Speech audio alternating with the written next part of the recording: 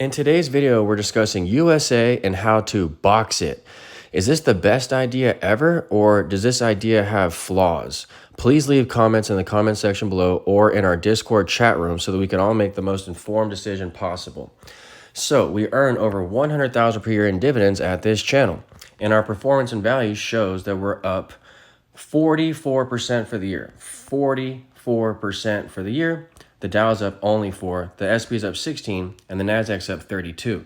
So we're beating all of the indexes using our index-based approach, and USA is one of the indexes, and in fact, it's a value play, and we've been switching from growth to value. If you remember in our past videos, how to play the Dow Jones, how I'm even playing Tesla, okay? I'm offsetting Tesla volatility with value names. And so those have been holding up well for us in the past few days, and I really want to explore more USA because USA is an ultimate value play in my opinion. It's a great fund. It looks like here a 9% dividend. They did just raise their dividend as well, and it's had a big move, okay? But if you look at it on a 5-year chart, it still has a lot of room to go before you see old resistance here above $8. So I want to own USA. However, like I said, it's had a big move. Plus, it just had its X date. So how can we play this fund strategically, capturing our longs, capturing the dividends that we get from it, but also managing risk to the downside? Look at that monster move. That is a monster breakout there. And we had 15K in USA at one point, but I've since reduced the position since we switched to yield max funds. And I don't regret that decision because yield max has been outperforming. But USA is another favorite fund. It's a low maintenance fund, 30% maintenance. If you need help understanding maintenance and how I live financially free out of my brokerage account using margin, email me for my e-guides at akintodd48@gmail.com. So we had the X date, and if I go to company indicators, you'll see here company events, and we say dividends, and you'll see that it had its X date recently, so that's why the stock dropped. And I want to get more of this fund before the train leaves the station, because look, I just showed you, it was formerly at around $9, so it has room to go up. Plus, it's past all of its moving averages, which is bullish. However, again, it's had a monster run up, and it's getting overbought. So while it could have some upside left, like the market could have some upside, the market itself has had a big run. You know, I showed you the percentages. The market's up 17%. We're up 44%. This should be alarming to people. So I'm trying to still play long, still go long, still collect all of my income, which is over $100,000 per year in dividends. But I'm trying to manage risk here because, again, this market is overbought. That gray area is overbought. If you need help understanding technicals, I also have e-guides on fundamental and technical analysis. So you can email me for those as well. This has had a huge run, and we're not too far off the highs because look, here are the highs. The old highs were here, you know, a little over 450, okay? Wherever that high is, we're not far from that, okay? So to me, SPY is getting expensive, and people need to be thinking defensively, okay? So that's why I'm bringing up this box strategy, okay? Because what I did with USA was the same thing I did with Cornerstone, all right? See, my available withdrawal number is what's the most important thing to me in life because I live financially free out of my account. I'll answer that question on Discord in 1 second. I live financially free out of my brokerage account. So this number has to be high at all times to withstand a margin call. See, for every $1 you put in your account, you get $4 of purchasing power. Okay, so I just use a fraction of this purchasing power, which you can see down here below. My margin debt is around $207,000.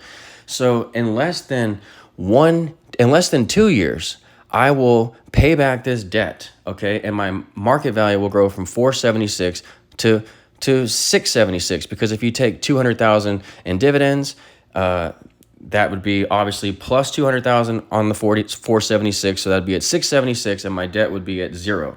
And then I'll be left with all these dividend-paying assets to myself, paying monthly cash flow for life. USA is a quarterly payer. So that's something you have to keep in mind, and it just had its X date. That's why I want to try this boxing strategy with USA, okay? And I'm going to get into what the boxing strategy is. So first, we tried this idea with Cornerstone, CLM, CRF, okay? We have almost 500 grand in Cornerstone because it's a 4-star fund. Here, CRF is a 5-star fund, CLM is a 4-star fund, and this outperformed the market over the last 10 years. But you have to learn how to play Cornerstone. I always say you have to time the rights offerings properly, plus you have to ask for the special drip.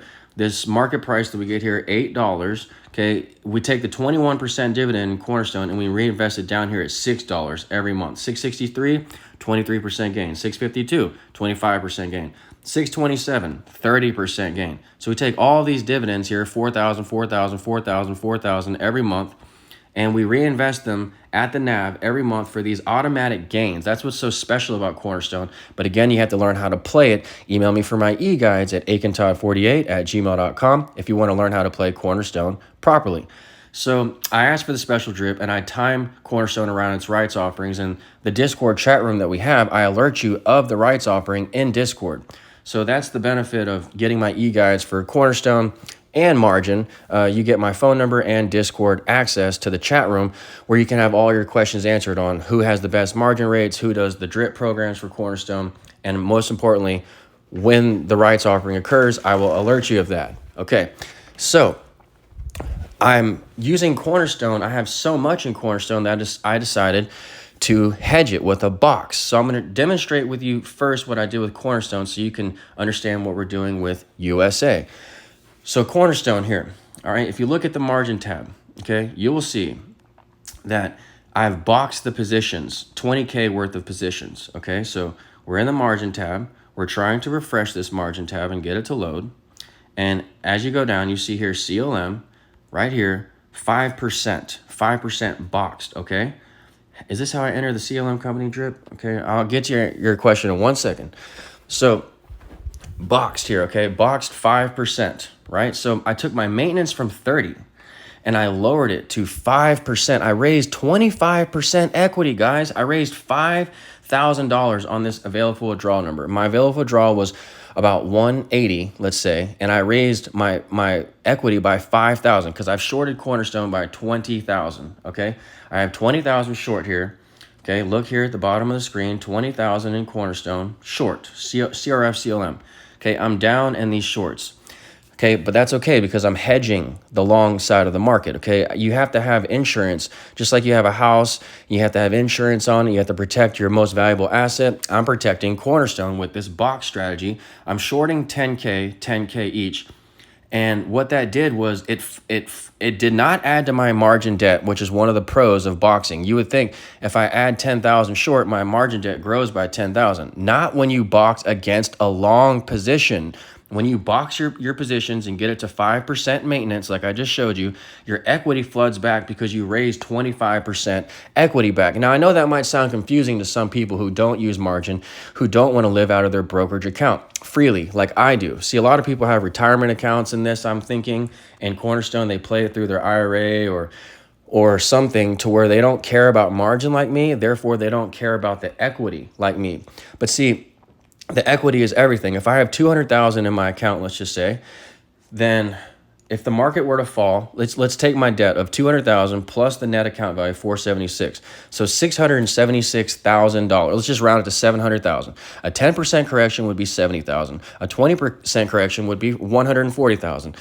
A 30% correction would be around 200,000 or 210,000. And if you go to my margin excess tab, which every brokerage account shows you here on your margin tab, you'll see that I have maintenance excess of, if we can refresh the screen, I have maintenance excess here of 208,000. So I would need a 30% correction in the stock market to be in a margin call, but that would be in 1 month, okay? If it was over the time span of a year, well, then let's just say we had a 20% correction. My 20% dividends on Cornerstone, 20% dividends, break you even at the end of the year. So I'm not worried about a 30% correction that's drawn out over the course of a year.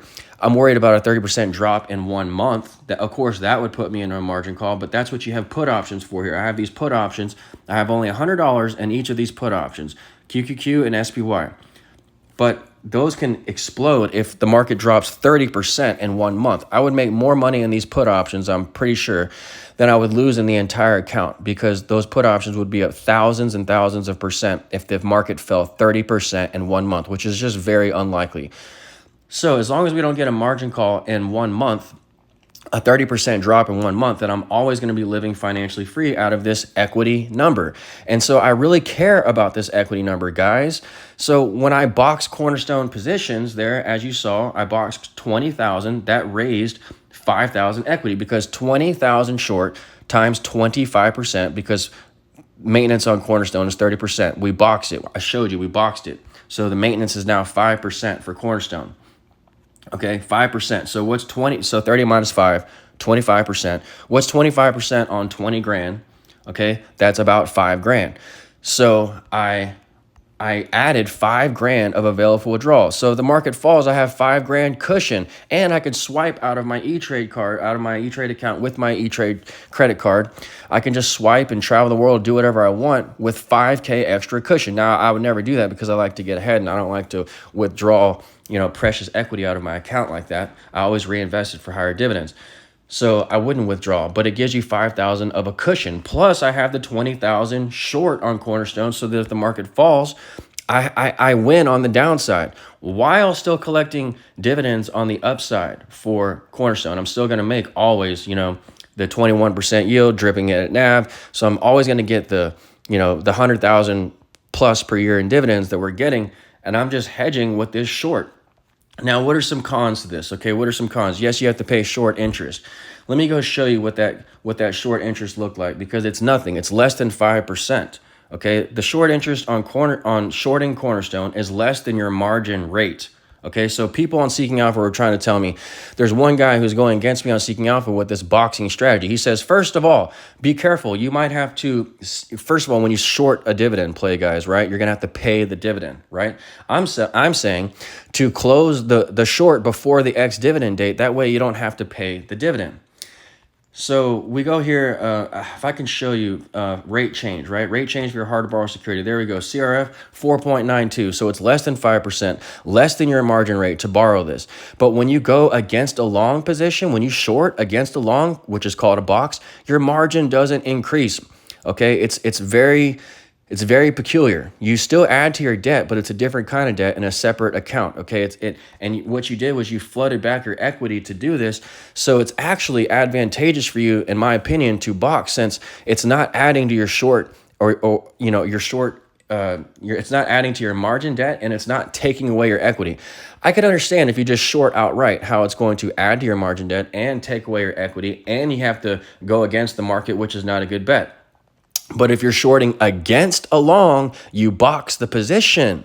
So you raise 25% more equity if you're trying to live financially free out of your account once again, and you don't raise your margin debt. My margin debt looks like it's actually decreased, okay? Because when I boxed 1,000 USA yesterday, my margin went from 208 to 207.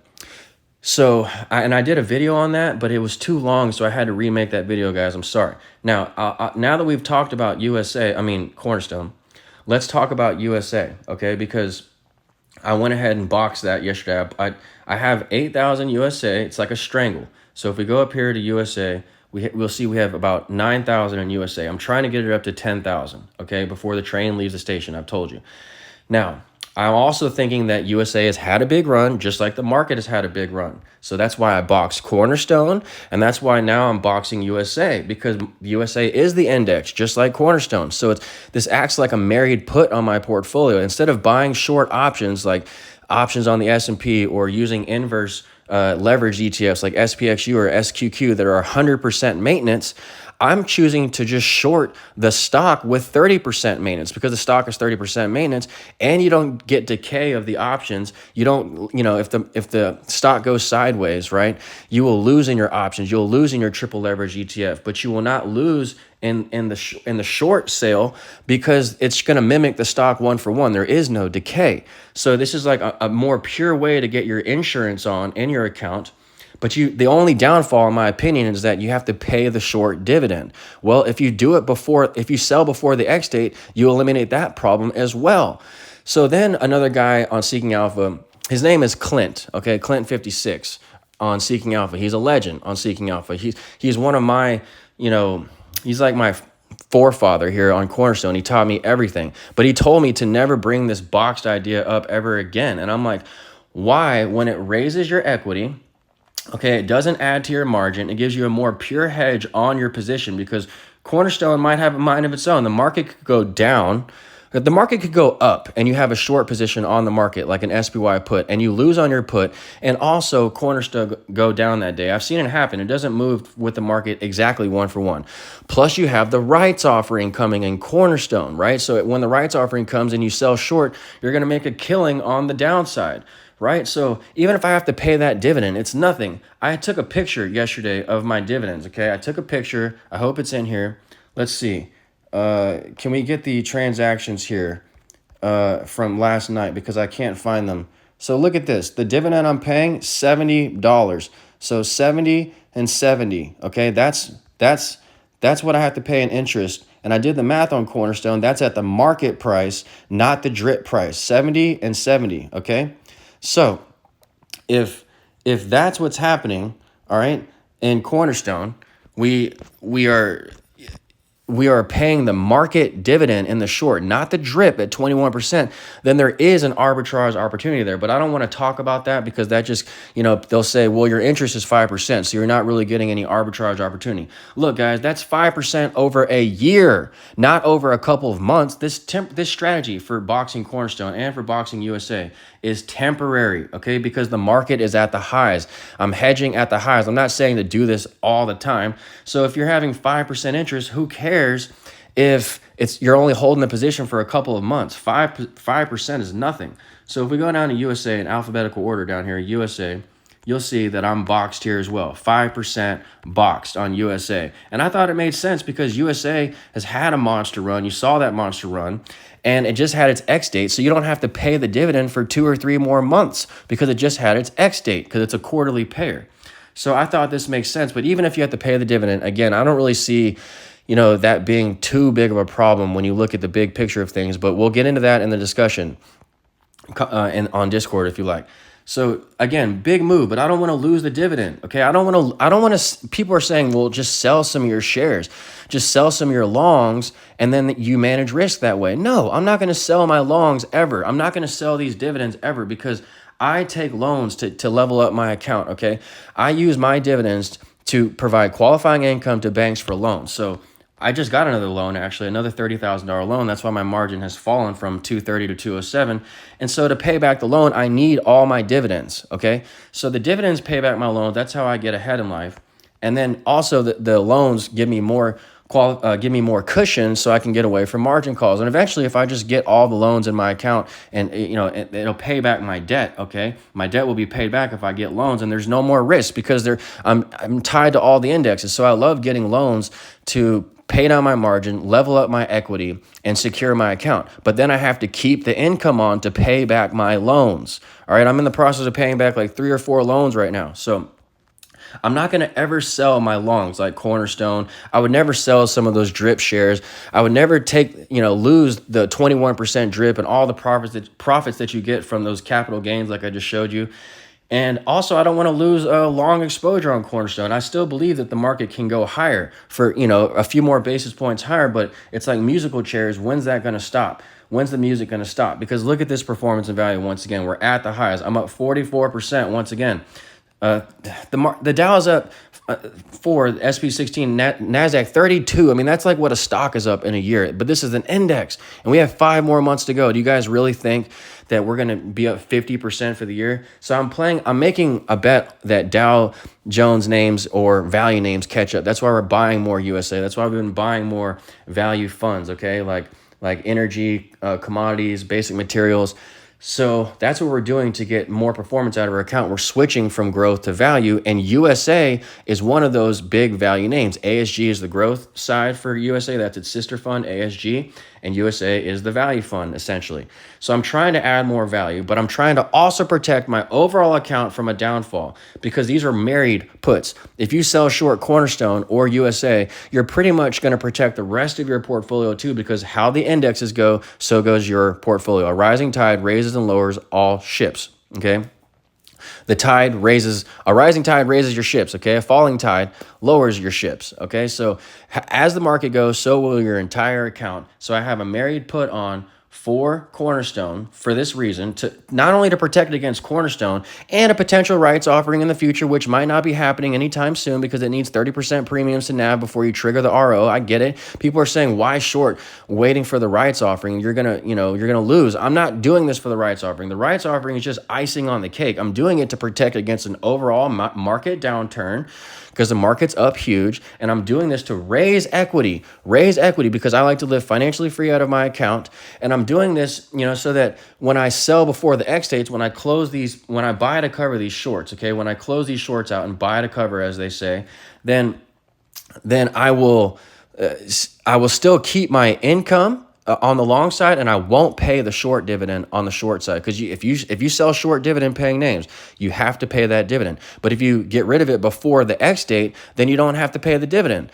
So, and again, even if you have to pay the dividend for 1 or 2 months, what's the big deal? You're looking for overall market cushion on the downturn. So I think that the best way to do it is to just sell before the dividend date, not pay the dividend, even if you have to take a loss or a slight gain to do it, and then you just buy back after the ex dividend date once again. That's what I'm doing here. And every time Cornerstone goes up every month, I'm going to add 10K more to the short. As the premium rises, I'm locking in gains here and boxing in my gains here by adding to the short. So every month, I'm going to add 10,000 more short to Cornerstone, 10,000 more short. You saw my interest payments on Cornerstone. It's $140. That's a drop in the bucket compared to making essentially 10,000 per month in Cornerstone, 4,000 from the divs each fund, and then 1,000 from the drips.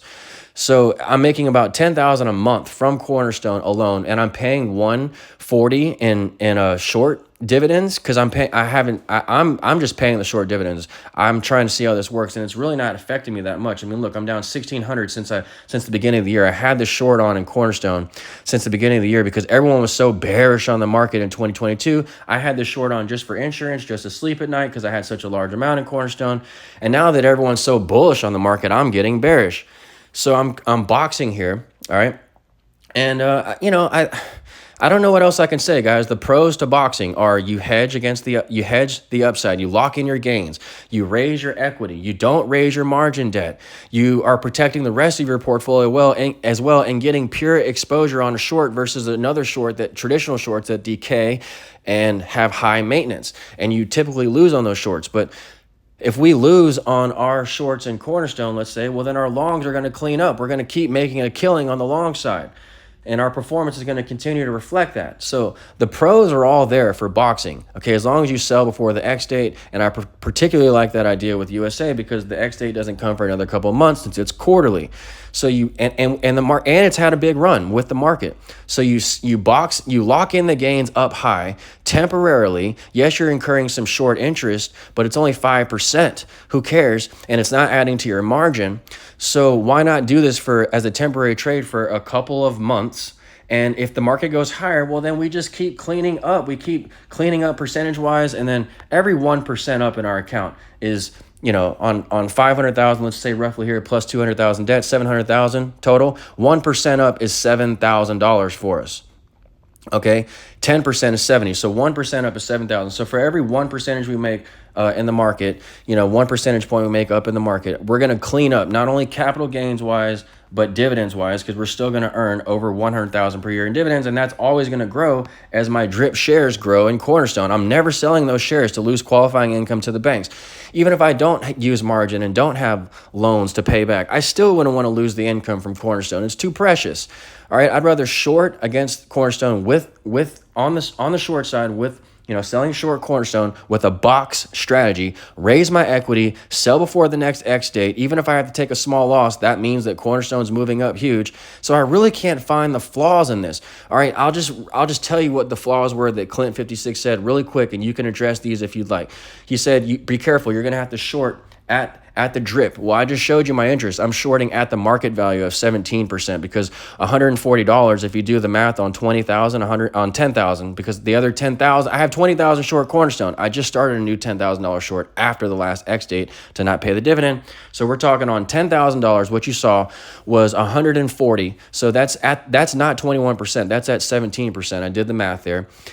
And so that's the first flaw in Clint 56's argument is that you're going to have to pay the drip dividend. No, you just pay the market dividend when you sell short. Then he said, you're going to lose as, Cornerstone moves higher to 30% premiums. Well, Cornerstone's not going to move higher unless the market moves higher. So, because they're both indexed. So, if the market goes lower, then I'm going to win with the short. If the market moves higher, then I'm going to lose fractionally on my shorts in Cornerstone, and I'm going to win big on the longs. Another thing he said was the interest would be like exorbitant, like 8%. No, I just showed you it was 5% on the short. So, gosh, I mean, and during the rights offering, you're really going to clean up on the downside when you have these shorts, and you keep adding to your shorts as the premium goes from 20 to 21 and then 21 to 22 in Cornerstone. You just every month, I'm going to add 10,000 more short to lock in and box more gains, raise more equity. I could theoretically hedge the entire Cornerstone position at this point, go 500,000 short, sell before every X date. My available for withdrawal would go up over 300,000 because it's going to flood back 25% on 500 grand. I could do that, but yes, you would not have any gains on the capital gain side, and you would be secure on the downside, but on the upside, you wouldn't make any capital gains, but you'll still collect the dividend as long as you close the short but before the X date. So I would go full on box short with Cornerstone, but I don't believe that a full hedge is necessary. I'd rather get it up to half, maybe 500,000 long, and then maybe 250,000 short as the RO approaches. Then you dump all of the long when the RO announcement is announced, and then you just keep the shorts on and clean up on the other end. So the RO is just icing on the cake, guys. I'm going to stop the video here because I don't want it to be too long. I hope you liked it. Leave comments in the section below if you have any disagreements with what I'm saying. Also, we'll continue this conversation over in Discord. If you need any help with my e-guides, email me at aikentod48@gmail.com, and I'll talk to you soon. Thanks.